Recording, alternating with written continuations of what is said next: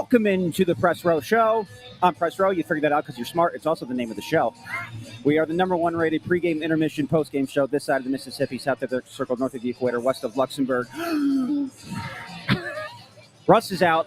His wife, Nancy, is getting her master's degree, I believe, today, so he couldn't make it. Well, she's walking. Yeah, she's walking in graduation for her master's degree. So congratulations to fourth host Nancy. She's smarter than Russ. Yes. That's not a small list. Honestly, I'm not ruling out the possibility that he's just using that as an excuse so he could stay home to watch John Cena's final match tonight. You know what?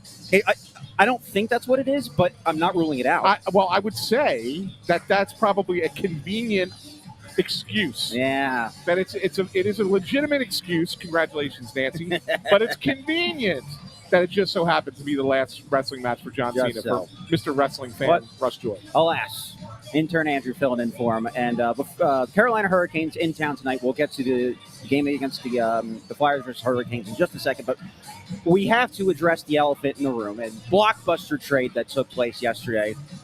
Tristan Jarry is going to the Oilers. Yeah, that's the one we want to talk about. That's definitely what we get. And then there was a smaller trade that got made between the Vancouver Canucks and the Minnesota Wild. The Wild send over Marco Rossi, Liam Ogren, 2026 first-round pick, and Zeke Boyum.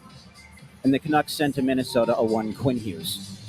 Massive, massive trade. We've been talking about it for at least the last couple of weeks or so. The possibility of maybe the Flyers bringing Quinn Hughes here, that's over.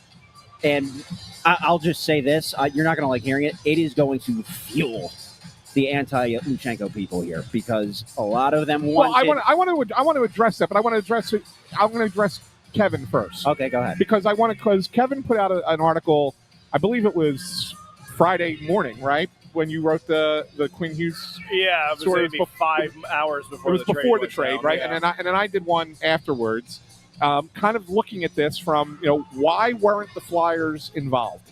What would have been required for the Flyers to get involved? And I know everybody was kind of freaking out that the Flyers should have been pushing for Quinn Hughes, and I wanted to kind of get your thoughts on it, Kevin, because I'm okay with the fact that they didn't give up what they would have had to give up, although I have been able to come up with something that I think would have worked, but they were not in the mix. But we'll get to that later. I just want to kind of talk about it holistically with you first.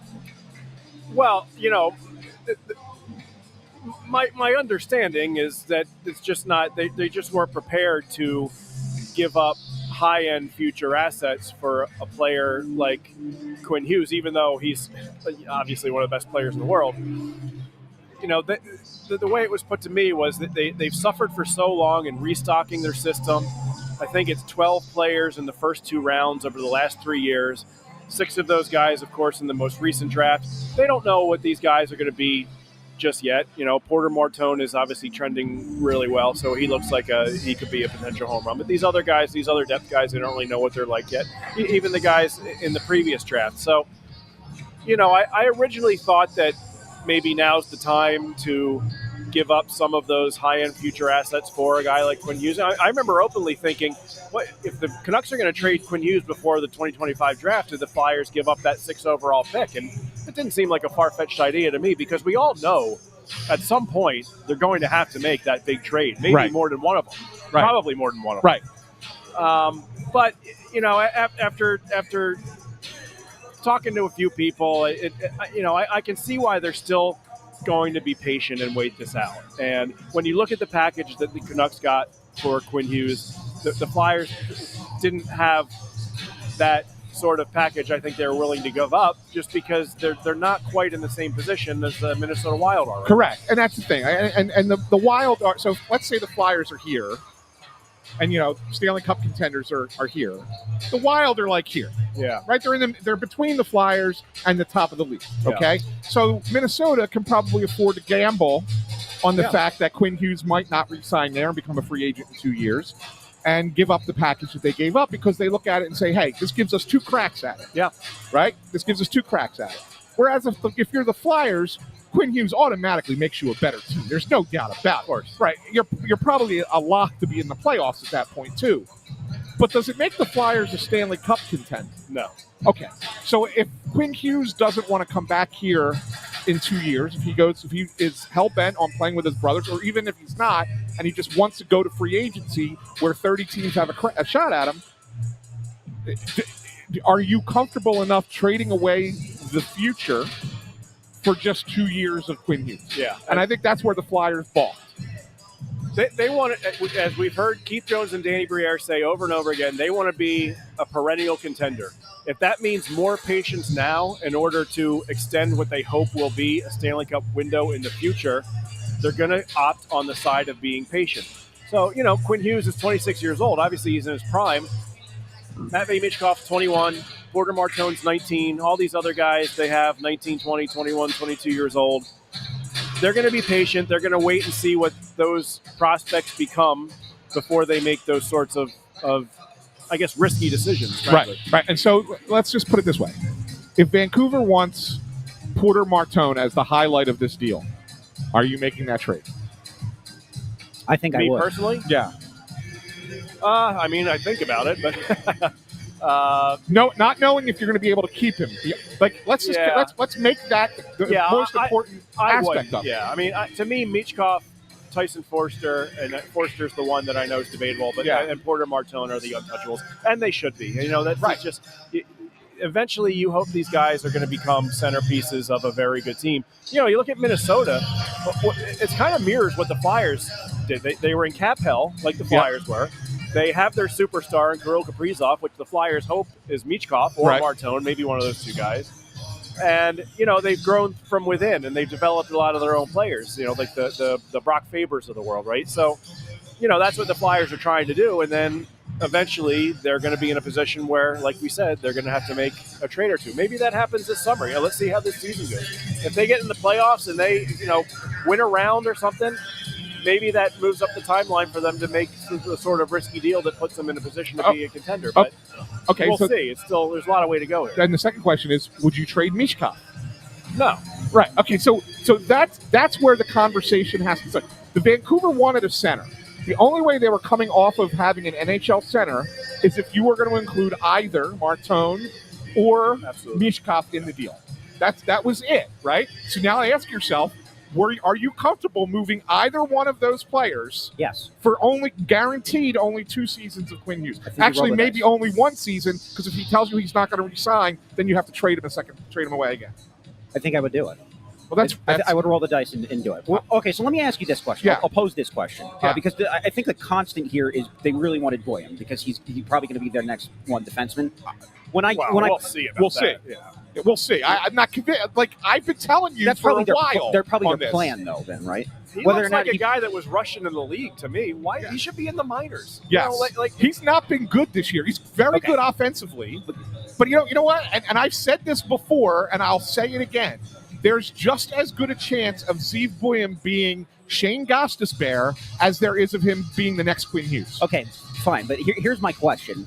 When I brought up Luchenko a second ago, because of the anti-Luchenko people, they're anti-Luchenko because they want the Flyers to draft him. And I'm going to so hold on. This is where I'm going to push back against that, but go ahead.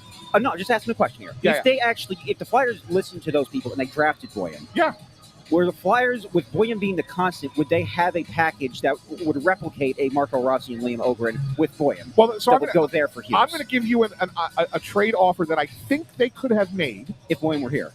Without Boyan. Oh, okay. Without Boyan. And then I'll get into the Luchenko thing in a minute. Okay. But let's say, Kevin, you tell me what you think about this. Let's say you're willing to trade Tyson Forster. Now, again, that's a tough call because he's probably their most important forward currently, right? That's a tough call. But guys got some injury issues in the past, right? And currently he's injured right now. Could you see a trade where he's the main guy?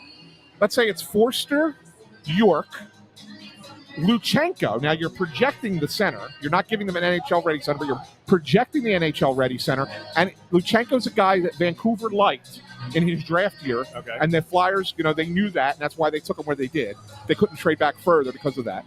All right? And then you give them 2 of a first-round pick in 26 and 1 of the 2 in 27. So let's say that's your package. Compared to what Vancouver just got, is that something that you could go, okay, maybe I could do that?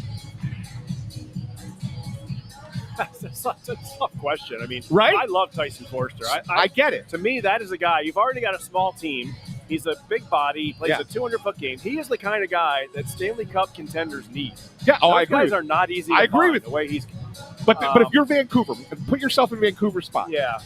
If you are getting Forster, York, Luchenko, and 2 first-round picks. Yeah, I think they would like Minnesota's package better. You still think they would like Minnesota? Because- But it's because- something you think about. Yeah, Okay. I would think about it, but I think the Boom is obviously that's what the deal is. Whether this is a good deal or not for Vancouver, it's going to hinge upon that, and that's a big risk. I mean, we'll see where this guy. If you go to our website at The Athletic and you look at the various people that did trade grades, there are very different opinions on this. A lot of people, and I read The Athletics, and I'm glad that you brought that up because I felt like most people thought this is a slam dunk for Minnesota, and Vancouver didn't get enough. Right. That and as the word I use to describe it, that it's mildly underwhelming. Yeah. For Vancouver. Yeah, I mean, Marco Rossi's a good 2C. Yeah, he's what he is. He's a middle 6 center. Yeah, if he plays for Vancouver as a number 2C for the next 6 years and Bouillon develops, not even into Quinn Hughes, but let's say he develops into number 1 defenseman and power play quarterback for the next decade, all right, that's actually a pretty good deal. But, right. But you got to hit on both of them, I think. Yeah. In a sense, right? Yeah.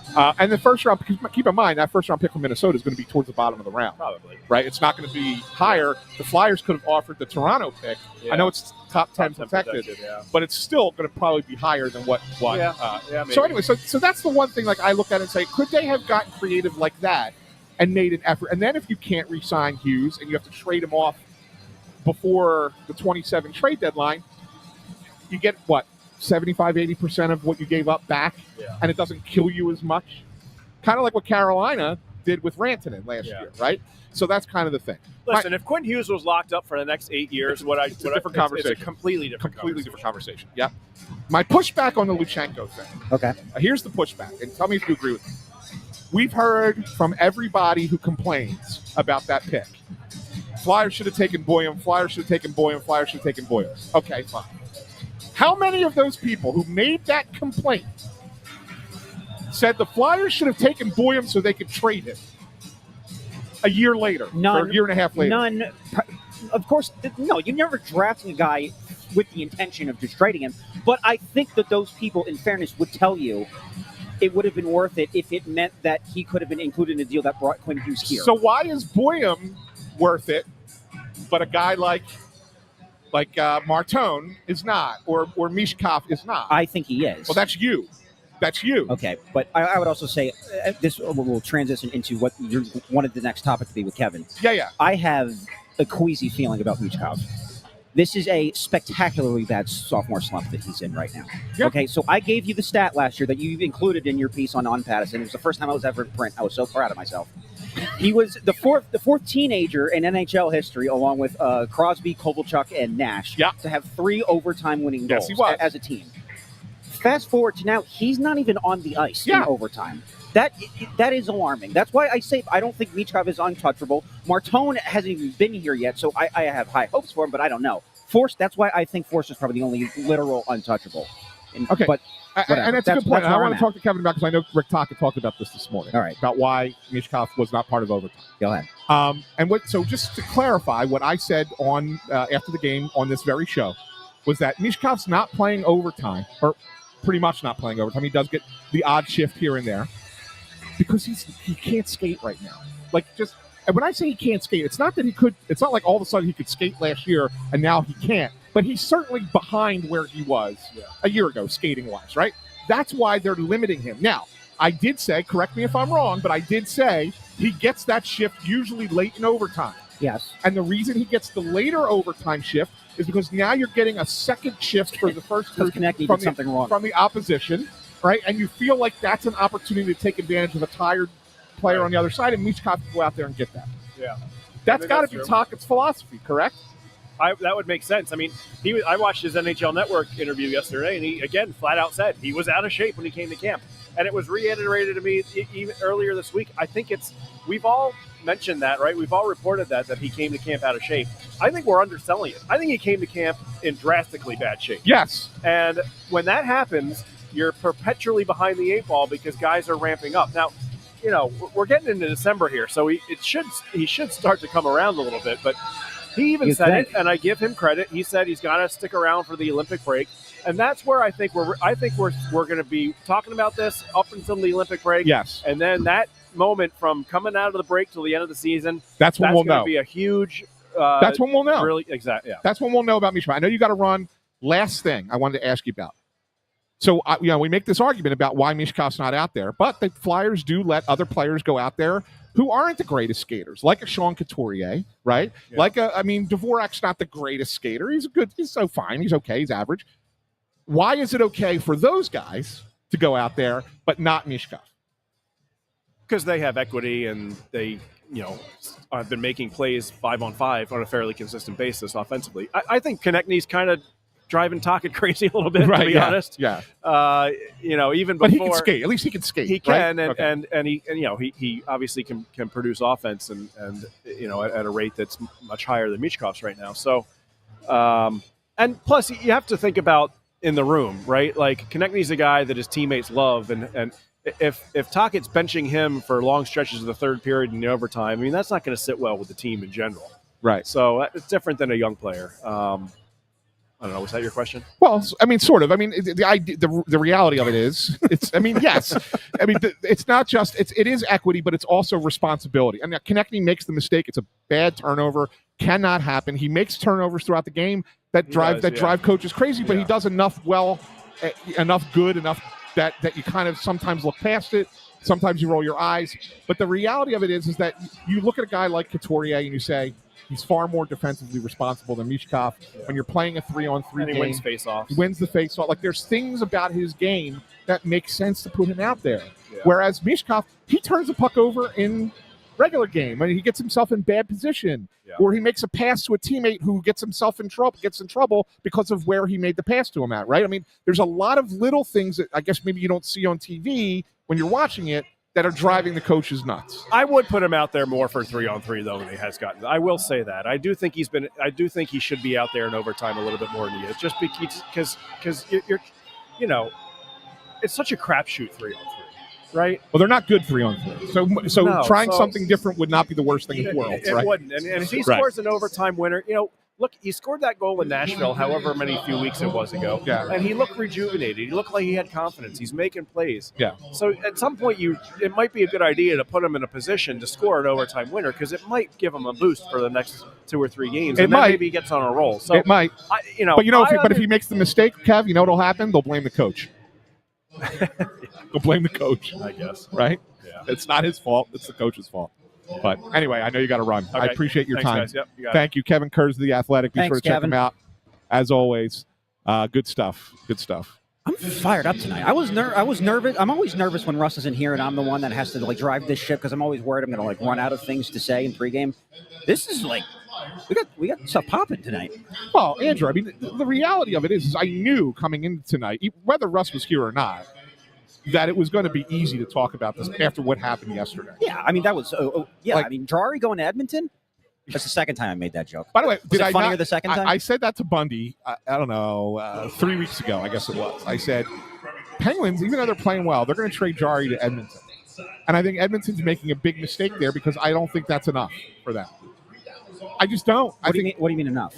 So what's been the reason Edmonton's not won a Stanley Cup? Right, goaltending, agreed. Okay, but he's an upgrade from Skinner, absolutely. Okay, but how much?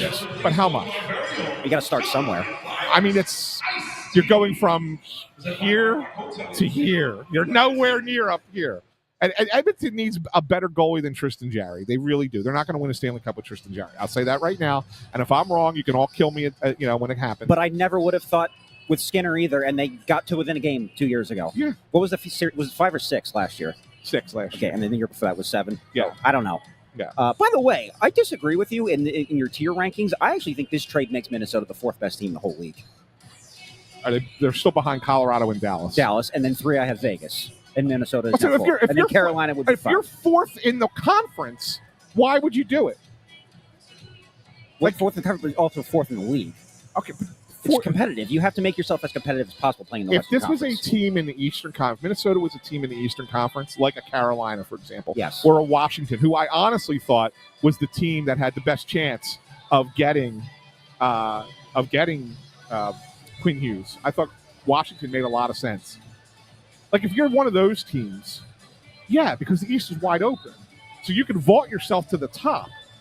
Minnesota made themselves a competitive team and a really good team, but you didn't vault yourself to the top of the conference. You put yourself in the conversation a little bit, but I don't know. I don't think they're beating Dallas or Colorado. That's the thing. They're going to end up losing in the first round because they're going to have to play the Stars. But, I mean, you may have set yourself up for the future. What if Quinn Hughes really likes it there and stays and extends there? Yeah, look, if he signs in Minnesota, then it's a great trade for him. And I don't think it's a bad trade now for Minnesota. I think it's a good trade for Minnesota. I don't necessarily know if I would have gone all in this year when you see what Colorado's doing and you see how good Dallas is as well. Yeah. I didn't think this was the year to do it, but I understand, at least I understand why Minnesota's trying. Because they look at it and say, maybe we can convince this guy to sign with us and stay here.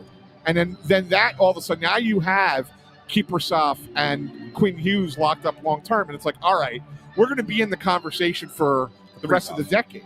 Kaprizov, I'm sorry. I said Kaprizov. No, he was a Finnish goaltender. Yes, he was Flames. for the Flames. Yeah, yes, absolutely. No, not him. Kaprizov. I was like, what? Yeah, no, thank you. I was like, is his son playing in the league now? He's probably old enough at that point. No, but then at least that point you're looking and say, for the better part of the next decade, we have one of the best defensemen and one of the best forwards in the NHL. Yes. Right? But there's no guarantee to this. And so that's why I question it just a little bit. It's not a bad trade for Minnesota. Is there also a but possibility? It's also a risky trade for Minnesota. Yeah, absolutely. Is there also a possibility that when I said that I have a sneaking bad feeling about Michkov, is it possible that Minnesota has that same feeling about Blaine? Yeah. I think maybe he may not be it. Yeah. There's a lot of people who don't think he may be it. There's a reason he fell to where he fell to in the draft. Like, that's the thing that a lot of people fail to realize. It's not like you looked at this kid and said, "Oh, he is a guarantee," right? Read that. I'm not criticizing them for just pushing their chips in. Russ, go enjoy. See, he's home. He's home. You're right. This isn't about Nancy. He's got his hustle, loyalty, respect shirt on. This isn't about Nancy's graduation and walking. That already happened. It's done. He's back home, and he's got his feet up on his Barca lounger, and he's waiting for John Cena. You're 100% right. 100% right. That Russ is blowing us off tonight to watch wrestling. That's it. I'm convinced of that. I was kidding, Russ. He's not. I was kidding. I'm not. There we go. Congratulations, Nancy. Yeah. So, all right. So, I mean, that's basically that. Speaking of defensemen, though, I will say this. A guy that the Flyers have probably been missing for a while. I read a report. The Flyers' upcoming road trip, Cam York is going to be joining them. Yeah, I think York plays tomorrow, as a matter of fact. I think so. Murchison's in the lineup tonight. Okay. I think this will be his last game. I'm pretty sure. I don't know this with 100% certainty, so don't quote me on it, but I'm pretty sure the plan is York to play tomorrow. And then so that would clear out Murchison, and then I think Risto plays on that road trip as well, if not right after it. But I think next week is when Risto's going to play, and so that would probably knock Juleson to the 7. I think Zamula, I wouldn't be surprised if before they waived him, he went on a conditioning assignment with the Phantoms. I think that's a possibility just in case there's an injury. You need to keep the guy around, right? You buy yourself a couple of weeks with that as well. So I think that's a possibility. So I think that's kind of what you're looking at. But I wouldn't be surprised if your 6 defensemen, at some point on that road trip, include both Cam York and Rasmus Ristolainen. All right. So does that mean Murchison, does he go back to Lehigh Valley also, or is he going to stay here? And just he'll go back to Lehigh Valley. Okay. But they like him. They like him. Like, they've liked what they've seen. I like him too. Yeah, they've liked what they've seen. I think that they are mildly surprised by what they've seen. How old is he? I forget what his age is. He's young. He's young enough. 23. Okay. I'm going to say. All right. 24. One of those. I think he's going to. But I think you look at Murchison and go, one day he can replace Nick Sealer. Interesting. Okay. Like, I look at that. That's the kind of guy I think he is. All right. Right. So, yeah. So when is And your to answer Greg Mack's question, just to answer, it's Greg. It's totally about depth. You're right. You're right, but it's totally about depth. Like if you have the opportunity to buy yourself, a couple more weeks, and that gets you to the holidays, you're not allowed to trade anybody or move anybody during the holiday break. There, right? Whatever. You could get yourself basically to the end of the month and not have to waive anybody. And in case someone gets hurt, you still have a body. That's the only reason. There's no doubt Zamula is behind several people on the depth chart. But you also don't want to just give away a body just to give it away. Okay. Right? So that's the answer to that question. So when's your next Snow the Goalie radio at Chickies and Pete's? Wednesday in Drexel Hill. Drexel Hill, Pennsylvania. Okay. Yeah. My birth city. Yes. The reason I say that is because you guys do a segment on that show, a sponsored segment about the Flyer of the Week. Yes. So we still have a ways to go until we get to next Wednesday. Correct. But as of right now, the answer to that question, I think, is a no-brainer, and we don't talk about it a ton on this program, so we'll give him his flowers now while he's earned it. I think it's Christian Dvorak. Oh, my God. I tried to give it to him this past Wednesday, He's been great. I got shot down. Was that with JJ? No. This past week, okay. I was in Florida. Oh, that's right. Yeah. Right, and Russ and Bundy were in Northeast Philly at the Chickies and Pete's on Roosevelt Boulevard. And I went with Dvorak, and who did they go with? They both voted against me. I can't remember. I'm trying to remember who they picked. But I mean, so back-to-back games with multiple points. I went back and looked at the game log of his entire career. Yeah, that's just the third time his whole career that he's done that. He's been tremendous. Like you got to go back to April of 2022, the last time he did it when he was playing for the Canadiens. He's been the most underrated player on this team. I like him. Yeah. And here's the thing: I've seen a couple of people out on in the Flyers Twitterverse. My favorite place, talking about the Flyers should trade him now because you get maximum value for him now. I'll tell you right now that if you got a number one pick for Scott Lawton last year, you can wait till March and get a number one pick for Christian Dvorak if you're not in the playoff race at that point. I think that they will be, though. I do too, and that's why you hold on to him. That's why you don't do it now. But if for some reason, for whatever happens over the course of the next 2 months, if you kind of fall out of the race and you do need to sell, you can then sell Christian Dvorak at the deadline and still get a first-round pick. Okay. Yeah. But I don't think that's not their intention. Their intention is to compete and be part of the playoff race. And like they are right now, and I think Christian Dvorak is a guy that fits into this system very nicely. Okay. So goaltending-wise, Urson getting the nod for the Flyers. By the way, the Flyers got lucky that they're not facing this new guy for Carolina, Brandon Bussey, who's on a generational run. There'll be more on him for the first intermission stat. Yeah. So they draw Peter Kochetkov, I believe his name is. He's in net, and then Urson playing for the Flyers. Yeah. Can I interest you in a theory that I have with Urson? Go right ahead, yeah. My theory on him is the exact inverse of what my theory was with Steve Mason. Mason, I think, thrived when he knew far and away, without a shadow of a doubt, that he was the number one. And he didn't have to worry about Michael Neuver. Michael Neuver, when he was here, was a very, very, very capable number two. Yeah. And when Neuver was healthy and playing well, Mason started to struggle, I think, a little bit. And then whenever Neuver would get hurt, that's when Mason stepped his game up. And if you go to that 2015-16 season, when Neuver was hurt basically the entire month of March and then early April, Mason had to play basically every single game just to get the Flyers to the playoffs. They were not going to play Rob Zepp or anybody else during that run. And Mason was great, got them there.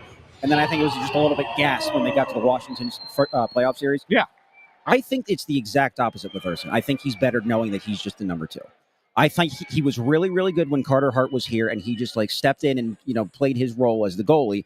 And then after Carter Hart left and into last season, you saw his play start to decline a little bit because he's just not built to be a number one goalie. And then even at the beginning of this season, when there was still a question mark about who was the Flyers' number one, he struggled at the beginning of the season.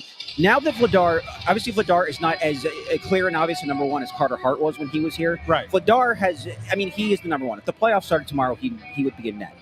And Urson, I think now, knowing that he's comfortable in his role, has played a lot better. I think he's just content with being like, you know what, I'm going to play once every 3 games or whatever. I'll give you 20 saves and 2 goals against, and I'm going to give you a chance to win.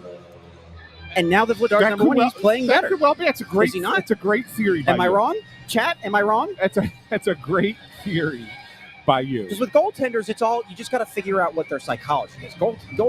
Being a goalie in the NHL is all mental, really. They're all head cases. Yeah. So that's where I'm at with him, I think. Yeah. Oh no, there's no question, and he is better when he plays less.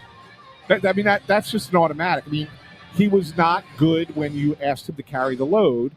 If you go back to when he was playing with Carter Hart, he was playing, and he wasn't playing like every third or fourth game, but he was playing less than Carter Hart, but it was a nice tandem because that was the role he was very comfortable in. Right. And then that whole thing happened in January 2 years ago, and Urson we knew was going to have to step up. I think we were like, oh, we're fine. Urson's great. Look at his numbers, and then he had to play more, and then the law of averages kind of averaged itself out. Right. Now I think he's just in a more comfortable situation.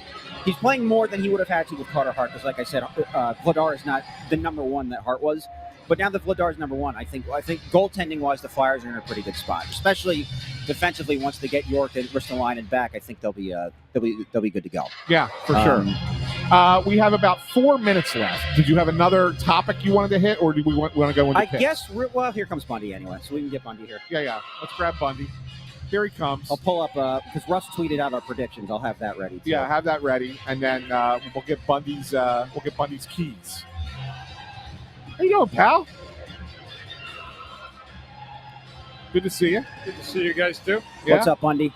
Not much, Andrew. His son booked his ticket to the Final Four today. Did you see that? What a wild game that you got. Crazy, yeah. I mean, Villanova was a 13.5-point underdog going into that game. They were down 14-0 before you could blink. Yeah. And they ended up just fighting their way back, and they came back and won that game. It was an unbelievable win. That was a great game. Yeah, it was a great game. Great game. So what do you got for us, Bundy, with the 3 keys? 3 keys to the game tonight. Number 1, puck management. The Flyers must manage the puck really well in all areas of the ice tonight. Carolina possesses the puck as well as any team in the league and will try to make plays on most entries into the offensive zone. Number 2, limit turnovers. The way that Carolina preys on turnovers, the Flyers cannot get into a game of turning the puck over, especially in the neutral zone, as Carolina is perhaps the best transition team in the NHL. When attacking with speed or playing dump and chase, the Flyers must not give Carolina counter chances through bad turnovers. And the last one tonight is the Flyers power play. The Flyers power play really struggled to generate quality looks in the last game, making it easier for opponents to defend the perimeter. The Flyers were gifted a late power play against Vegas with a chance to win the game on that power play, and it amounted to nothing at all. Quite simply, the Flyers need to simplify the power play to find some offense or at least gain some offensive momentum. For the season, the Flyers have slipped to 23rd in the NHL in power play success, 17.3%. Over the last month, in 13 games, the power play has only connected on 4 of 32 opportunities for 12.5%. That's got to be better. Penalty kill as well needs to be better, but power play, real emphasis on that tonight because it cost them the game last game out. You talked about puck possession at the beginning. You know what Carolina does that the Flyers also do? What's that? They dump and chase well. Yes. Right? And I know people hate the notion of that, but these are 2 teams that are top 10 in the NHL in retrieving pucks that they chip in. Yeah. Yeah, right? They do a great job of having the puck, hanging on to it, and making plays with it. Yeah, and so the Flyers also are top 10 in the league, and we've talked about this before, in stopping other teams from getting the pucks that they dump into the zone. Yeah. So it's a strength versus a strength tonight. Yeah. Yeah. Should be interesting. All right, we've got about 1:20 to go. Let's get to the picks. What was Russ's pick? Russ went 3-2 Hurricanes. Okay, what did Andrew go? I went 4-3 Hurricanes. Okay. Bundy?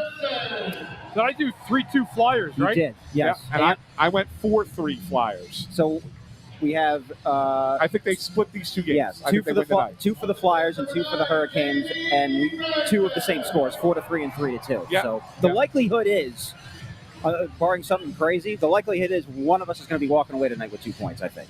That's fair. I think that's going to happen. That's fair. Yeah. All right, so... Yeah, 45 seconds. I'll just sign us off now. We'll be back for first intermission. I have my stat of the night. Hopefully the Flyers get off to a good start in this game because Carolina's a tough team, so they're going to need it. And we have to celebrate a birthday at intermission. That's true. We'll get into that at first intermission. Bundy's birthday eve. Yes, it is, apparently. How do you feel? Same as I did yesterday. That's good. That's good, Bundy. All right. Like the video, share the video, subscribe, retweet, whatever Russ says. We'll talk to you in just a little bit.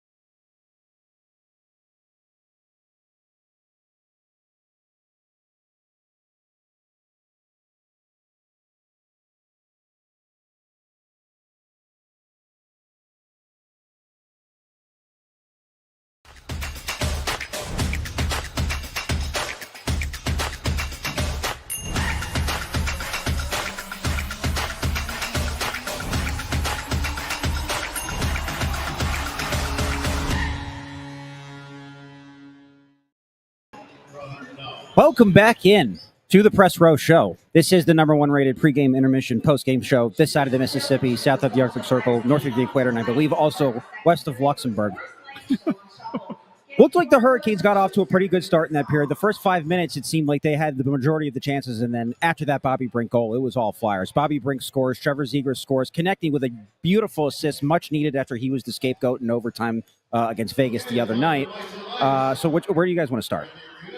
Well, first of all, I think that the period had a lot of pace to it. Carolina came out hard, and the Flyers matched it, Bundy, and I think that was the most important thing, more so than scoring the goals. Obviously, you want to score goals, but the Flyers were able to match the pace that Carolina was playing at in the first part of the period, and that kind of helped them create the opportunities that they had to eventually lead to those goals. I was pretty impressed by the way the Flyers matched them, stride for stride. Carolina came out gangbusters the first 5 minutes, and I think that the Flyers defensively made some pretty good plays, and Urson made a couple of good stops as well to keep things at bay early. But the Flyers have attacked the middle of the ice tonight. They've gotten bodies in front of the net. Bobby Brink's goals because he got to the middle, took that shot. There was a screen in front of the net, and then connecting with a beautiful pass to Zegras in front where he seemed it through two guys' sticks right onto the paddle of Zegras, and he knocked it in upstairs past Kuchekko. But it was a good period by Philadelphia. They did a lot of really, really good things in that first period, and things they'll want to continue to do in the second and third. I think you got to give credit to Urson, who weathered that storm. Yeah, pardon the pun. Weathered that storm in the initial onslaught by Carolina. Seth Jarvis, who, by the way, is having a great season so far for Carolina, was loose on a breakaway. The first, minute and a half, Urson came up big and stonewalled him. Right. And, Bundy, you said one of your keys was Flyers penalty kill, right? Yes. Great power penalty play. kill. Power play. Oh, power play. Damn. I'm sorry. Yeah, all right. Penalty kill was good, though. Yeah, penalty kill needs work, too. It's only been at 70% in the last 13 games, too. So that was a good start to get that penalty killed off. And a couple people are mentioning Ty Murchison. Made a couple of nice plays laying out to block cross-ice passes near the net, right? That would have created great chances for Carolina down low. He's held his own here, Bundy. I mean, he's going to probably get sent down in the next couple days, I would think. I think this is his last game if York comes back tomorrow. Yeah. But he's giving the Flyers something to think about. There's no doubt. At least they know they have something down the road that they can go to or someone that they can make room for in another season. It'll be hard this year with the amount of bodies and the log jam at the fence for him to stay up here. But I think he's done a really good job. He's made about 2 or 3 really solid defensive plays in that first period. Hit a couple of big hits that period. Murchison had one. Juleson had one. Yep. Garnett Hathaway had one. I think that the Flyers playing a little bit physical game with Carolina as well. I won't say it was the best period of the year, but it was certainly up there. It was right there. It was as one of the, I think one of the better periods. There was a lot, as you said, a lot of pace to it that whole period by both teams. Carolina, as we talked about pregame, they're a really good puck possession team, and I thought the Flyers did a good job kind of hemming them off of that a little bit in that first period too. Not to rain on the parade here because the Flyers are up 2-0, but I think we got to talk about everything good, bad, and ugly. Not the best start for Matvei Michkov in this game. No, I mean he took he had a couple turnovers early, and then the penalty. And Bundy, we've talked about it repeatedly with him. He's behind the play and he just reaches his stick out and trips a guy. Yeah, that's got to stop. Even if you're behind the play, skate back into the play. He takes a lot of ticky-tack stick and fraction penalties. Yeah. He's got to get away from that because it really does hurt the team. It takes a flow out of the game. Yeah, it definitely does. And look, they killed a penalty off. It's fine. It's okay. It's not the end of the world. It's just that it happens too much, and that's got to be a little bit of a concern. So Russ claims that he's not. He put in the comments in pregame that he's not watching wrestling. So he says. I think he stayed home tonight to watch wrestling. So if you're joining us late, tonight is John Cena's very last match in WWE. He's announcing his retirement after this. Russ says he's not watching. But you know who I bet you is watching? His ex-wife, Nikki Bella. No, I would assume, even though they're not married anymore, she's probably still watching to support him, right? No, she's here at the Flyers game. She's here. Nikki Bella's sitting on the glass. Nikki Bella's at the Flyers game, which is the most random sentence I think I've ever said on this show. Yes, it's pretty wild. It's pretty wild. What do we got here? What is this coming in? Oh, my goodness. Oh, no. Oh, Bundy. You guys didn't. Oh, Bundy. Don't blame me. I didn't know. Look at this. We got to get this on camera. You guys are killing me. Happy birthday, Bundy. Look at this. Look at this. They brought you a cake. They brought you a cake, Bundy. Happy birthday. Let me make a wish here and blow those candles out, my friend. Blow those candles out, yes. Attaboy. Attaboy. What are you, 40? I wish. 54 tomorrow. 54. Oh, that's young. Look I'm at young. that. Young at heart. That's the new 49. I'll be 84 in 30 years if I make it that long. So wait, they brought That's another cake. way to look at They it. brought cake but didn't bring anything to cut the cake or serve the cake. Well, we'll have to You get got to eat it something. whole. What am I supposed to do with this thing? You got to eat it whole. Let me text them back. They- They brought a cake. Want me to just do a karate chop? I think With my at this hand? point, yes. I got to find out. I'm going to text them right now. Thanks again. However, we have... Oh, there she is. Oh, here she comes. Okay. Oh, never mind. she's Well, when coming. you asked for the cake, Yeah, yeah, did yeah. you specify you also wanted silverware? Well, she's bringing it out. It's right Okay. there. She's Yeah. bringing it now. So. She had to carry it. So I guess she couldn't carry everything at once. I get it. That's all right. It's fine. Good work by Lauren Caranda, who helped out really. I came a in lot with earlier this. and I saw Lauren and she goes, "Happy birthday, Chris!" And I'm like, "How the hell would she know it's my birthday?" Well, because I set this up Because last you game. set this up. She Yeah, read there your you go. Thanks, Wikipedia page. Anthony. Yeah, no problem. No problem. Take care of my I'm own. honored. I'm truly honored, and I feel special. So thank you guys. There I you really go. do. Thanks all the fans for wishing me happy birthday too. Yeah. Thank you guys. I know it's a day early, but we weren't going to be together tomorrow, so I figured this would be the best way to do it. So, good stuff. Good stuff. All right. Intern Andrew. Yes. Hello. It's time for the stat of the night. I haven't done a Zegers one in a while, and I think it's fitting because he did score in that period. That's his 12th goal of the season. Yeah. He's Yeah. now third in the NHL in goals among players that are on a brand new team this season. Okay. Oh, okay. Other two, Chris Kreider for Anaheim and JJ Peterka he's on Utah, right? Yeah. Utah. They both have 13. And then for Okay. Carolina, like I said, the Flyers avoided Brandon Bussey. I know he's not playing tonight, but do you know what Brandon Bussey's record is this season? I don't. The other Hurricanes goalie? Oh, he's 10-1, right? He's the first player in NHL history to win 10 of his first 11 starts. Yeah. And I think currently, right now, I assume he'll play tomorrow. Yeah. If he wins that game, he'll match Cam Ward for the longest winning streak by a goalie in Hurricanes history. Wow. Yeah, I think Ward did it in the 08-09 season. That's a heck of a start. Yeah. 27 years old. It took him a while to get up to the NHL level, but he's making his mark. Sometimes, man, goalies are late bloomers, Bundy, right? They can be. He clearly is at 27. Yeah, no doubt. He's had a great start to this year. That's for sure. Flyers will see him tomorrow night, almost certainly. Yeah. I'm guessing. Yeah, it'll be Vladar versus Bussey tomorrow. I want to get into the two goals because I think that there were two really nice plays that were made there, Bundy. You look at the Brink goal, and Zegers just drops him the puck, whatever, it's fine. But he notices that Carrier is skating hard toward him, so he uses that speed that Carrier is using to his advantage. And Who's this again? It's Anthony? Bobby Brink. Bobby Brink, yeah. And he slams on the brakes and cuts back Yes. to create ice for himself. Yep. And he's able to get off a great shot. I think that's a really savvy play in the moment by Bobby Brink. Yeah, I was downstairs behind the facing the net towards the way they scored. Yeah. And you could see when he got to the middle, that whole top shelf was wide open. Yeah. And he ended up seaming it perfectly. There was a screen in front of the net, too. It was a really great goal. It Really great. really was. And then on the Zegers goal, Andrew mentioned it briefly, but Konechny makes a really nice pass. The thing that I find most impressive about this, and maybe you can talk about it, because it's kind of like an unspoken communication between Konechny and Zegers. Konechny gets the puck behind the net, and he looks up, and he makes eye contact with Zegers. Zegers does just a little head nod, and you can see it's almost like they designed this, and maybe they did.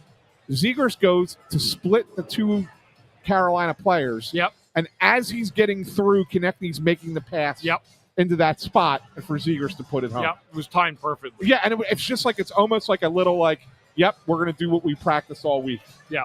Kind of thing, right? I mean, that's what it is, right? Yeah, beautiful play. It's Beautifully a really seam pass. Yeah, it's a really, really nice play all the way around. So credit to them, credit to everybody. I mean, I thought it was a really good period by the Flyers. Yeah, it was. They played a very, very solid, strong period, especially after the first 5 minutes. They really, I thought, took over the period and started playing. Got some good hits in. They did a lot of really, really good things that first period. Konechny must have been chomping at the bit to get back at it tonight, because that must leave such a sour taste in your mouth for 48 hours. The way the game ended, not only did he turn the puck over, but like Eichel posterized him with those moves and then set Stone up. I have to imagine that's a tough pill to swallow, and then you're the most motivated person in the building the next game to try to redeem yourself. And I think he did. So good for him for getting back on the score sheet. You ever had that happen where you made the boneheaded play that cost the team the game at the end? Sure. And then bounce back the next game? Yeah. So what's your mindset like going into that next game? Well, you feel ticked off that something bad happened, but so you want to make up for it next game by playing a solid game or making a good play for your team. And you can't let things linger too much, though. Like when you make a mistake, it's always say have a short memory, especially in professional sports, because you can't hang on to that. But at the same time, when you make a mistake, you want to try to rectify that as soon as possible. And he certainly did do that with that on the second goal. He made a beautiful pass. Yeah, I love Tony Louis putting that up there. Sorry. Right? But Andrew, the funny part about it is he says they're not even on the screen at the bottom right, and yet right next to it. I just put him on because he said that. Oh, I'm sorry. Look, I'm distracted. I'm in this chair now. I'm a little bit distracted. I'm sorry. Jeez. I mean, what has he said that's been so brilliant that had to be on the screen? Nothing. Ever. I'm going to say Can't wait till he calls in on Wednesday. I'm going to say something really brilliant. Yeah, what's that? I think Hathaway's getting his first point of the season tonight. I'm feeling it. Oh, my. I am feeling that. That it. is sticking your neck out. Well, you better put a bet on that then. You've got to get some good money for that. Could you imagine? That might not even be on the board. Can you go on DraftKings and see? Go on DraftKings and see, just out of curiosity, anytime point or whatever it is, at least 1 point in the game, and see if Garnet Hathaway even shows up. Because if he does, I got to bet it's like I like the way he was moving around that period. 75 to 1 at minimum. I like the way he was moving around that period. Yeah, he's been close the last few games. He's been around the net. He's had a couple shots and stuff. It's a brutal number to have if you're Garnet Hathaway, to have a big 0 on the board for the year. That's hard to do. That is hard as a forward. I mean, it's not as hard for a defenseman, right? But it's certainly hard to do as a forward, even if you are on the fourth line. That would be so. Just a point, right? You're not saying the goal. You think he's just going to get a point, and you got 40 minutes left. So it's even that. So that number might even go up. Yeah, he's not even listed. He's not, huh? Yeah. Well, that's disrespectful. I mean, he's on the team still. He can't get a point, DraftKings? Let me try FanDuel. My point is the reason that it's not available is because so few people are going to bet on it that a payout is going to cost the sports book, like legitimately. Sounds like they're worried. Yeah. I doubt it's on FanDuel either. You got him on there? No, these are just the Hurricanes players. Okay. How do I get the Flyers? Yeah. Oh, there you go. All right, 4 minutes to go here in intermission before we kick off the second period. Bundy, so far, how have they handled your three keys? Good. The Flyers have not turned the puck over too bad. Again, I didn't like the first 5 minutes. We'll let that go because nothing happened. But after that, they've really kept Carolina to the perimeter. They have not turned pucks over at all, like into the middle of the ice where they've given a ton of transition to Carolina. They've held on the pucks of Flyers, and they've made plays with them in the offensive zone. That's why they have a 2-0 lead. Yeah. I mean, they haven't had a chance on the power play yet, so we haven't seen that. That's the one thing that is still kind of like an outstanding one. But, yeah, I think it was since the penalty kill. From that point forward, I thought that they were really, really locked in. Yeah, I agree. I thought that they didn't do a whole lot wrong that period. They got a good coaching plan, a good plan to execute tonight, and they've stuck with it so far. So, second period, this will be a tough period. They got to make sure they stay on their heels here because Carolina, they can come back on you. They came back on the Capitals the other night, so you got to make sure you keep your foot pressed down on the gas on this team against this team. I just bet it. He's plus 1,400 to score a goal. I just put $10 on it. Plus 4,200? Yeah. 1,400. No, 14. You said right? Yeah.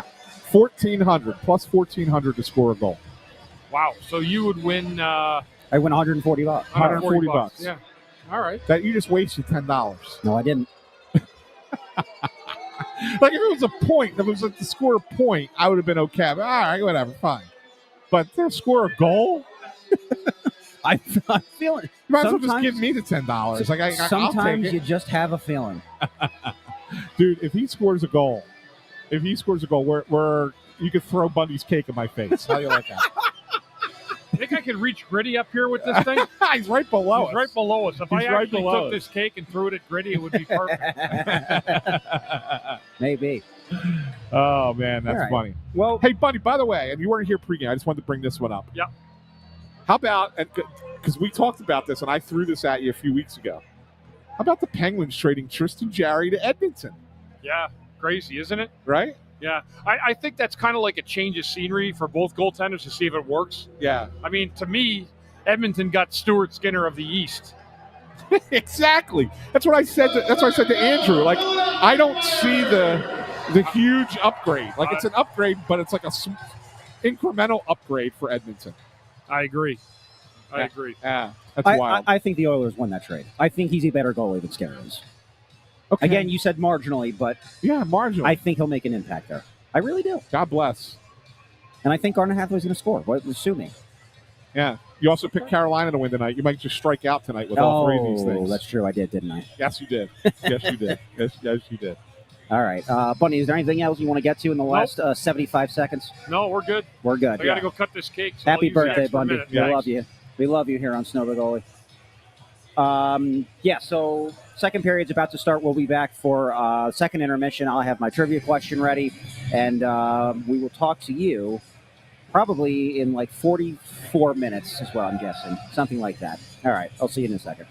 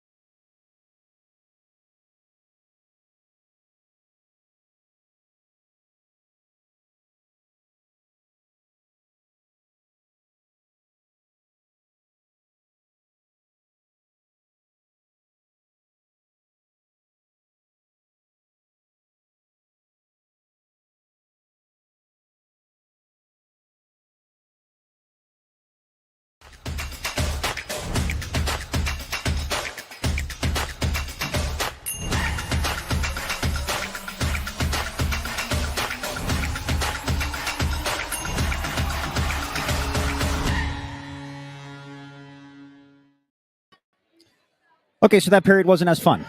This is the Press Row Show, the number one rated pregame, intermission, postgame show this side of the Mississippi, south of the Arctic Circle, north of the equator, west of Luxembourg. And I would say basically the exact opposite of what happened in the first period, where Carolina came out hot the first 5 minutes and then Flyers pretty much dominated the next 15. The exact opposite. Took Carolina, it took them actually like 5 minutes and 7 seconds to finally get their first shot that period. After that, it was just off to the races. Nikolai Ehlers scores the first goal for Carolina. Bad turnover by Murchison, and then Alexander Nikishin point shot ties it 2-2 now. And momentum is wearing a black, red, and white jersey right now. Yeah, and I'm kind of stunned that the Flyers outshot Carolina that period, Bundy, because it felt like the entire period was in the Flyers' end. It did. It felt like there was just a lot of heavy pressure on the Flyers that period. And it was. Andrew's right. It was kind of started off like the Flyers had a good beat to the start of the second period. And then after about the 15-minute mark, Carolina just dominated the rest of that period. I mean, they really did dominate in many ways. Puck possession, chances down low, keeping pucks in. They drew another penalty, even though it was a delay of game by Zegras. They still forced them to shoot that puck up over the glass. That was a good period by the Canes, and as a result, we're tied 2-2 here at the end of the second period. Yeah, a lot of mistakes that period. Yeah. Just not great. I mean, I thought that obviously Andrew talked about Murchison had the turnover that led to the first goal, but I also thought Sam Ersson should have made the save on that goal. Yeah. Emil Andre had a rough period. I think he had a couple of turnovers. He had a really bad one. Jackson Blake was wide, all alone at the doorstep. Ersson at least made that save. Yeah. And you also got to remember, Gostisbehere rang one off the pipe. Yeah. So, I mean, this could really be a 4-2 Carolina lead if the Flyers weren't careful there. Yeah, it just started to look ugly. I lost audio here in my ear. I don't hear anything. Okay. We back? Yeah, that's a little better. Yeah, you got one of the bad headphones. Okay. You hear now? Yeah, I do now. Okay. Yeah. It was just not a good period for the Flyers. Like all around. I can't sit here and tell you I looked at it and go, oh, well, he had a good period at least. No. It just was just a lot of the penalty kill. Oh, you want to look for a positive? That was good. Penalty kill was a good penalty kill. Yeah. That was good. Amazingly, Carolina operates at just a 15% power play. Yeah. For the year, but the Flyers had a great kill. That was a key kill for the Flyers. End of the second with a penalty, 2-minute power play for the Canes, and they killed it off. You didn't want to make that 3-2 late in the second. They're a knockdown team when they have a lead after 2. Yeah. The other thing I think we do have to mention, right at the end of that period, it looked like Owen Tippett blocked the shot. I saw him shaking his left hand after that, so I guess that's where the puck got him. And then Greg Mack put in the comments right before we went back on the air, he went right to the tunnel. So that could be He did, and I was watching. We don't get replays here in our perch. As great as it is to watch a game from here, we only get what they show on the scoreboard. But diagonally from where we sit, they have all the bank of televisions in what used to be the sports book over here. Right. And on one of the feeds, I happened to glance over, and I saw Tippett going down the tunnel, and the camera shot that they showed, he looked like he was in pain. He looked like he was grimacing a little bit when he went down. So we'll see. I mean, could be nothing. Could be just, have to. Sometimes you get a stinger when you get a shot. It hurts for a little bit, and you're able to come back after a few minutes. So hopefully that's the case. Yeah, so it could be that. So, don't want to speculate, but it definitely, you definitely got to hope for the Flyers because, look, I know Tippett has been a little bit, up and down at times this year for the Flyers. He's a streaky player. Very streaky. But you can't afford to take him out of the lineup, right? If it's something that's a little bit more serious, you need him. You need him to be out there because when he's going good, he's good. And I'm not certain that you have somebody tailor-made to step into that role, waiting in the wings. So, by the way, this comment here saying the Flyers looking very slow tonight. I think there's a combination of that and the Hurricanes are just a really, really fast team. They are. They have been under this Brind'Amour regime. Yeah, the Hurricanes play very fast, and that's why I was impressed by the first period because the Flyers matched their pace in the first period. Didn't come close to matching their pace in the second period. Just didn't. They have to get back to that in the third period because if you're chasing the game the way they were chasing it in the second period, they're going to lose tonight. They're going to lose this game. And right now they have a shot still. But they got to play a lot more like they did in the first, and not at all like they played in the second. So. Yeah. 2 former Flyers, by the way, on the Hurricanes blue line. The other one we haven't even mentioned, Sean Walker, playing tonight. Yeah. I guess not noticeable again, meaning a good thing from him. So, so good period from a good game so far from Sean Walker, I guess I should say. Yeah. It just bothers me that this happens to Ersson. He gives up a goal that he probably should have made the save on. Yeah. And then all of a sudden, Bundy, he just kind of looks skittish out there after that happens, right? Like it's almost like he had supreme confidence before that, gives up that goal. You see the reaction. He's kind of mad with himself. And then everything feels like it's like collapsing on him all at once. Yeah. From that point forward. Yeah, it looks like it gets so hard, right? Yeah. And it shouldn't be. Things happen, mistakes happen. You got to let them go and move on to the next shot that you face. And those are the things that I think have kind of hampered Sam in his career. He's let in that one bad goal, that you can't let in. And that was that first shot by Nikolai Ehlers. Yeah. Yeah. Greg Bondarenko question here. Will the Flyers travel to North Carolina tonight or tomorrow? Tonight. Yeah, right after the game. That's what I figured. Yeah, you get on the plane. Philadelphia to Raleigh's not a bad flight at all. No, it's an hour. Not even. Yeah, it's an hour. And that's including taxiing, right? Including the taxi, yeah. Yeah, that's taxiing. But they'll leave. Usually teams leave. I say usually, almost always. Teams leave the night before. You have to be there the night before a game. If you're available to be there, you have to be in the town on the night before the game. Yeah, the only time, it can conceivably be different is if it's like, the little trip up to Jersey even then they do go in a day early. Yep. But if something were to happen, like they could potentially go that morning and still be okay to play the game that night. It's a night game tomorrow? 5 o'clock. 5 o'clock. Okay. 5 o'clock. Yeah. So, but yeah, they're almost always there the night before. 99.9% of the time. That's what I would think. What's the cutoff distance wise between plane and bus ride? Well, they would train up to New York or New Jersey. What about Washington? Train. They get a charter train. Okay. Yeah. It's Amtrak, but it's a charter train. I'm learning. Yeah. I think they're the only three that everywhere else they fly. They fly to Pittsburgh? Yes. Okay. Pittsburgh's another one that's 45 minutes up and down. Yeah, another easy one, yep. Yeah. So. They bus to New Jersey. Do they bus to New Jersey? They bus to New Jersey, yeah. They don't take the train into Newark? Never.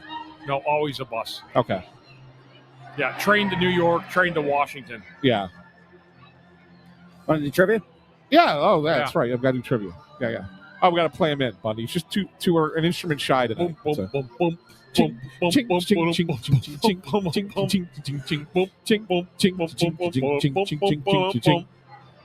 By the way, before I start, do you think that's the biggest crowd that Mike the Organist has ever gotten? I love it. Look, these kids are riveted. Look at, they're just absolutely in awe of Mike the Organist. There's like 7 or 8 kids except the one kid who's watching the camera guy.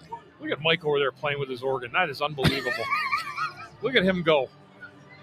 He sees me looking at him now too. What a professional! He sees me, but he's still jamming away on that keyboard. Look at him go! That guy can play. All right, what do you got for us? So this trivia question is also accompanied by, I think, a funny story. Okay. So February 22nd, 2007. Okay. I was still living in North Carolina at the time. I know I've told you that before. Yep.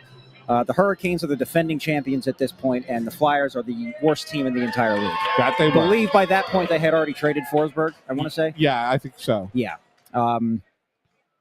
So, didn't have really high hopes, but my dad did take me to this game. And I'm in my Flyers jersey. Yeah. And we get to our seats watching warm-ups for a little bit, and I was like, well, before the game starts, why don't we go down to the concourse because I wanted nachos. And my dad wanted a soda or something like that. So we get our concessions, and we're walking back to our seats. Yeah. And the stairwell going up is completely empty except for me and my dad. And all of a sudden, we hear like these footsteps, and they are going fast, like someone was in a hurry coming down the steps. And you know who turned the corner? It was Stormy the Ice Hog, the Hurricanes mascot. Oh, okay. Sees me in my Flyers jersey and just stared me down for it felt like hours. I'm just standing there in my Flyer. I'm 11 years old at this point, just holding my nachos, and but it's one of those weird things because it's a mascot, so you don't really see facial expressions. It's just like what the hell the hat is or the headpiece is, and it's just like, yeah. But he's just staring me down. That's good. It's good. That's a good one. So it's a trivia question about mascots? No. Oh, you just wanted to tell that story because they're playing the Hurricanes. Point being, in that game. Oh, okay. You should have ripped the mascot's head off. I probably should have. Who were the two goalies, and who had the overtime winner for Carolina? When? 2007. February of 2007. So if it was after the deadline, could Marty Biron have been the goalie for the Flyers? I don't know. I'm just going back to my first year out. So it wasn't Marty Biron. Was it Nitty? Antero Niittymaki. Okay, so that was the other. So Niittymaki was the goalie. This Carolina goalie is incredibly niche. Incredibly niche. So okay, so it wasn't Cam Ward then. No.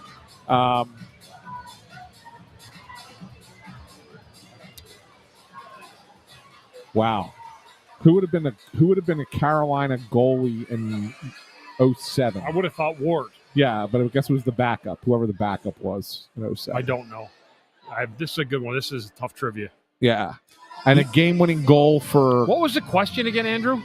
You need the Hurricanes goalie, because Ant said Niittymaki already, the Hurricanes goalie, and who scored the overtime winner for the Hurricanes. So game went to overtime. The guy that scored for Carolina, definitely not niche. I believe his jersey is retired there now. It's not Brindamore? No. I was going to say 07, though. Ron Francis wasn't still playing, was he? I don't know. No, I don't think so. No. No, I don't know. Well, the goalie's almost impossible. Greg Brandorenko actually got it. I don't know if he cheated or not. No. The only guy I can think of that was there that then was one of the Stahl brothers. No. It was Eric Stahl that was there, right? It wasn't him. Okay, so but that's the only other guy I can remember on the team. Because they were both young that year. Cam Ward, Eric Stahl. The guy that's... Do you want me to just tell you the goalie, though? I don't think you're going to get it. All right. John Graham. Oh, with an E. Yes. Yeah, played for Tampa mostly in his career. The guy that scored... Let me see. Bundy, you must have played against this guy dozens of times in your career. He's another defenseman. And his number is retired Brett in Carolina. Hennigan. No. Glenn Wesley. That is correct. Oh. Overtime goal. Broke my heart. There you go. Yeah. Glenn Wesley, he never scored either. Right? At that point in his career? I mean, certainly not. He had 128 career goals. Yeah, that point in his career. Though. How many did he have that year, 07? That was it. Just that one. That was it, huh? Yeah. Yeah, that's my point. That's a good one. That's a good trivia. Glenn Wesley. I just wanted to tell that story, though. That's what I got him to stare down with the mascot. That's good. That's good. Creepy thing, huh? Good stuff, stare down. It's just a big pig. It's an ice hog. Stormy the ice hog. I don't think an ice hog is a thing, is it? In real life, I would imagine not. Yeah. No, probably. I don't think that's an actual animal. So I'm gonna go off the rails here for a couple minutes. Has nothing to do with hockey, but I wanted to get you guys' opinion on this. I was going to save this for Russ, but then I'll forget in 2 weeks when we next play again. So I'm not gonna wait. So we know Russ isn't here tonight because his wife Nancy graduated or got her master's degree, and so she walked at graduation today, which is awesome, right? Good on Nancy. My Maria's son Mark, my stepson, he was supposed to have I think it was a dentist appointment or something today. Chose to reschedule his appointment because his puppy, his dog, graduated from puppy school. Oh. And they have a graduation ceremony for the dog. Wow. How ridiculous is this? What, like he was being trained? Like, yes, he was being trained, right? He's being trained, and they had like a graduation ceremony from puppy school. Cap and gown? I don't know. I wasn't there. I refused to go. My wife said to me, she said, hey, I might go down to South Philly because her son lives in South Philly. Mark lives in South Philly. I might go down to South Philly to go see, the dog's name is Cannoli, okay? To go see Cannoli's graduation ceremony. And I was like flabbergasted by this, that you're canceling appointments because the dog is graduating from puppy school. I mean, it's not that hard to reschedule a dentist appointment. For puppy school graduation? It's a big moment for Cannoli. Yeah, people love their dogs are like their kids, I know. What's the breed? Tony Lee thinks it's a Chihuahua. No, it's not a Chihuahua. It's a Oh, it's a mutt, but I'm trying to think of what the two. I don't want to say. I don't want to guess the wrong thing. I don't want to say the wrong thing. You don't want to offend it? I don't think it's going to hear this. No, but I don't want to say the wrong thing. I don't want to just say what like. I'll get yelled at if I go home and I said the wrong kind of dog. Just say a breed. It's fine. It's a small dog. It's not a chihuahua. It's not a tiny dog. Schnauzer? No. It's like it's a half. It's like a half one, half the other. All right, we'll think about it. I'll find out. I'll have to text my wife, and I'll already post. Bundy, how important are the first 5 minutes of the third period? Really important in this game tonight because it sets a tone for so much for the third period, for the game tomorrow. This is a monster third period for the Flyers, and they need to get on their forecheck like they did in the first period. Start getting on bodies, putting people through the boards, and get after the puck in the offensive zone. They didn't do enough of that period. They did too much puck watching. They got to get back to basics here this period and turn this ice into hell for Carolina. It may be up to just one man, John Garnet Hathaway, with the game-winning goal in the third period. All right, players are coming back out in just a second. We'll be back for post-game. Aaron, are you staying up here or are you going down? I'll stay up. All right, so we got a three-man panel for post-game. We'll put 10 minutes or so, put a bow on this, and then that'll be the end of the homestand. Can you believe it? 6 games already. We completed just about. Quick, yeah. Time flies when you're having fun. All right, so stick around for just another half hour, 40 minutes or so, and we'll be back for post-game, hopefully talking about the Flyers getting 2 points against the first-place Carolina Hurricanes. We will see you in just a little bit.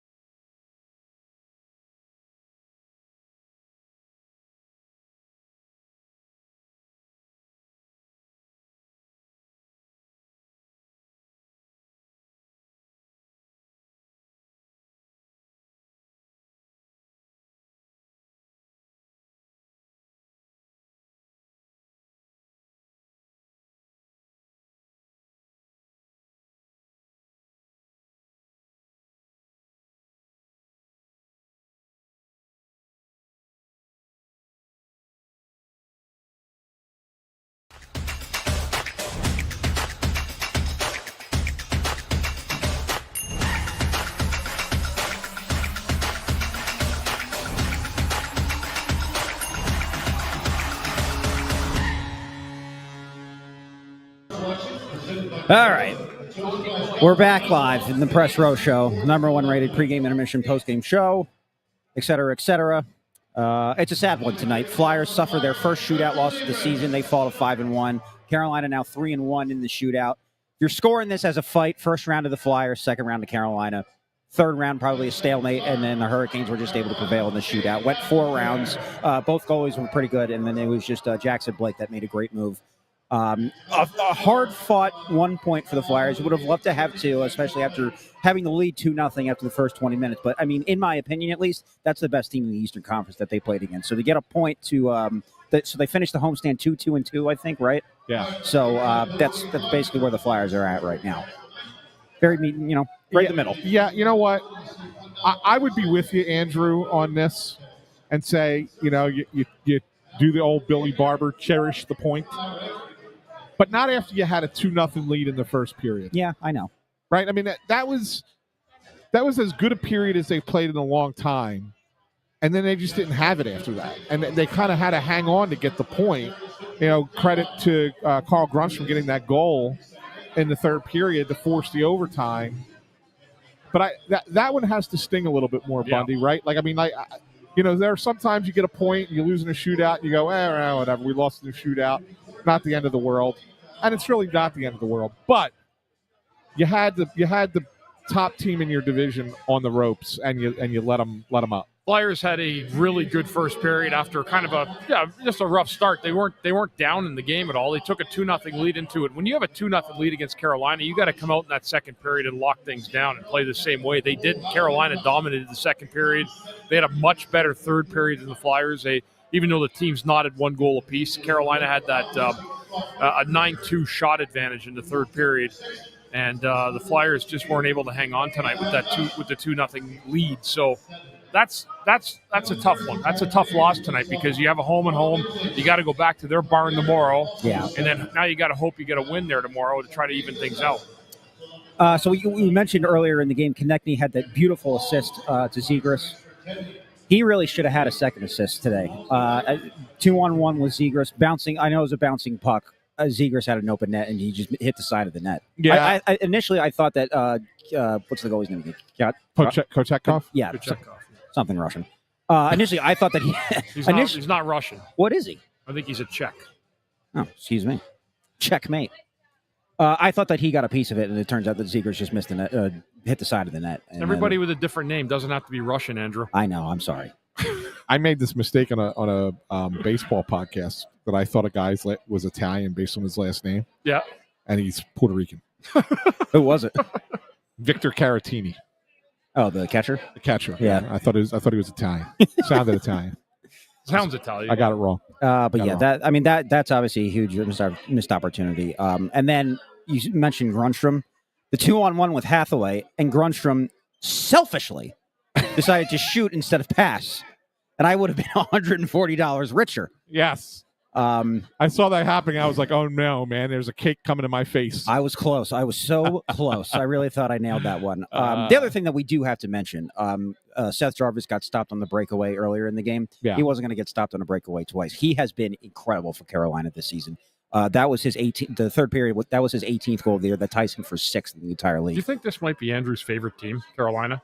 I think there's a lot of love there for this franchise. I think he pays a little bit more attention having lived in North Carolina. There's no doubt about it. He's got an affection for Carolina.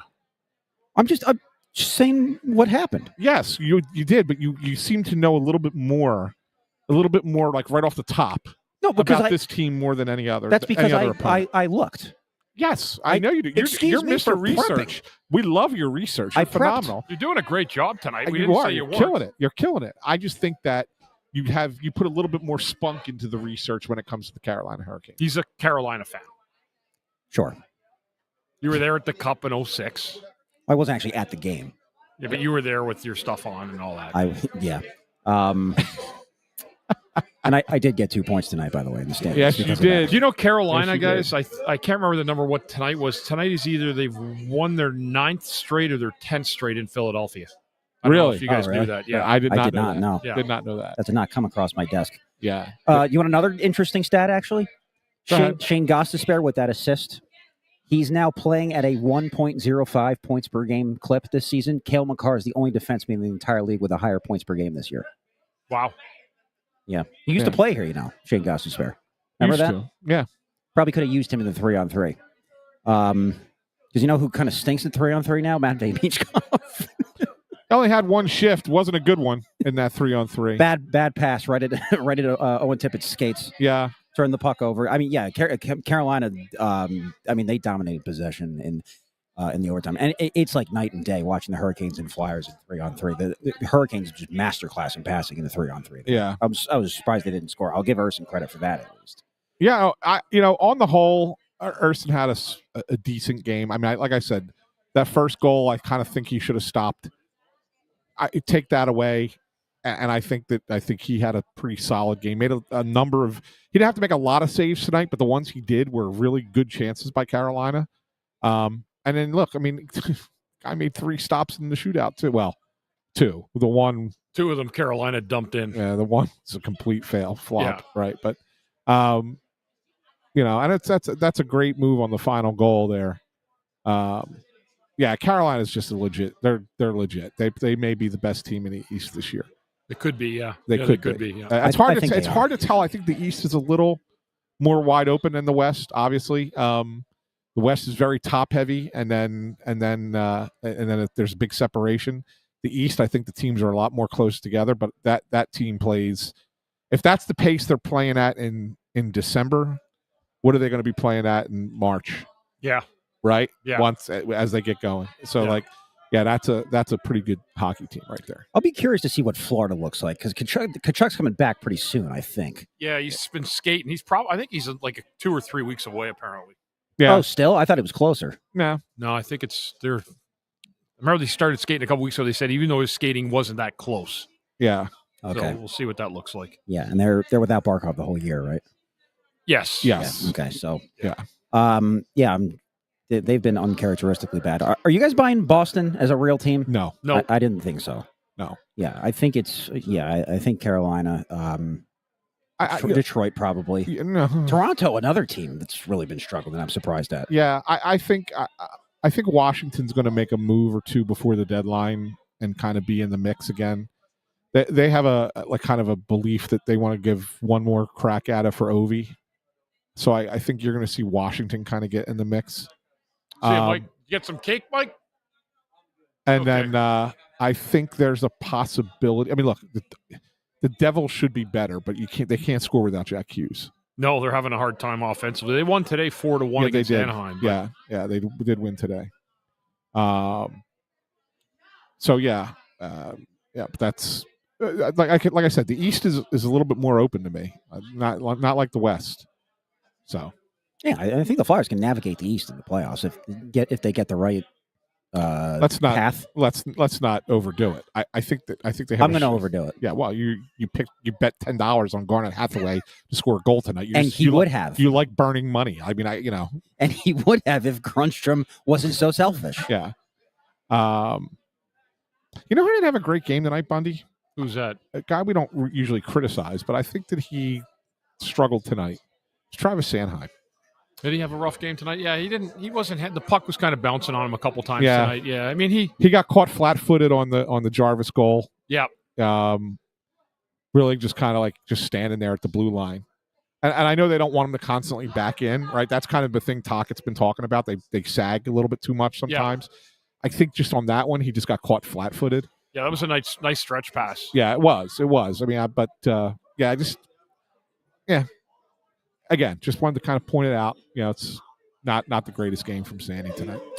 One last thing, just more on the it's Flyers adjacent, I guess I would say. Yeah. And then we'll get out of here because I think it's supposed to start snowing here soon. Yeah. So a couple days ago, Canada announced their 27-man World Junior Training Camp roster. Mm-hmm. Martone obviously on it. Luchenko obviously on it. My guy Gavin McKenna on it. Jack Nesbitt was not. And I thought as the 12th overall pick in the draft, he would have at least made that. Is that surprising that he wasn't on it? Because I was surprised by it. Depends what they're looking for and what kind of player they're looking for. He may play more of a suited game to like what the NHL is than what international World Juniors is. Okay. Like I think he's going to be a good pro.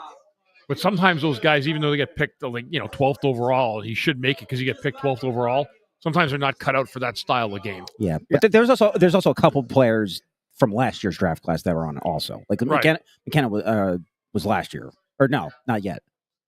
What am I saying? I don't know. I don't know what you're saying. I'm tired. What I think is interesting, Bundy, this year is they didn't have like a camp, and bring extra guys in, and then like they're going to cut down. Right. They pretty much just named the team this year. Yeah, they did. Right. Yeah. That's a little bit different than what they've done in the past. They have Martone in the top line today. Yeah. At least starting off anyway. See where they go with that. Yeah. Be interesting tournament this year. December 26th it starts. Canada, the first time in its history they've gone back-to-back years without even medaling. So I'm sure they'll be looking to get the monkey off. Flyers Purgatory said Luchenko was skating as the extra man today in the line combos for Team Canada. Yeah, that's who I was talking about. He was in last year's draft, not McKenna. I just had a major brain fart. Do you guys have anything else, or are you good? No, I mean, look, I kind of felt like tonight was going to be the win. I think I said I always thought that they would split with this team. These two games, I think they let the split. They let the win slip away tonight. I'm worried a little bit about tomorrow. They didn't have a lot of juice there in the second and third period. Carolina was really just outskating them. I worry that when they go down to Raleigh, that they're going to be outskated a lot, Bundy, tomorrow night. Yeah. Third and four nights with travel against that team. That's why I think this one hurts more. This was a tough one because you want to get the first end of the home and home, that's why you get a point, which is great. They ended up earning that because they scored that third goal because they only had 2 shots in the third period and they made the one count to tie the game up to at least get it to overtime. But a disappointing result. Yeah. Nonetheless. For sure. So we're not back here until a week from Monday, right? It's the last game before the holiday break. Yeah. We only have one game until Qatar.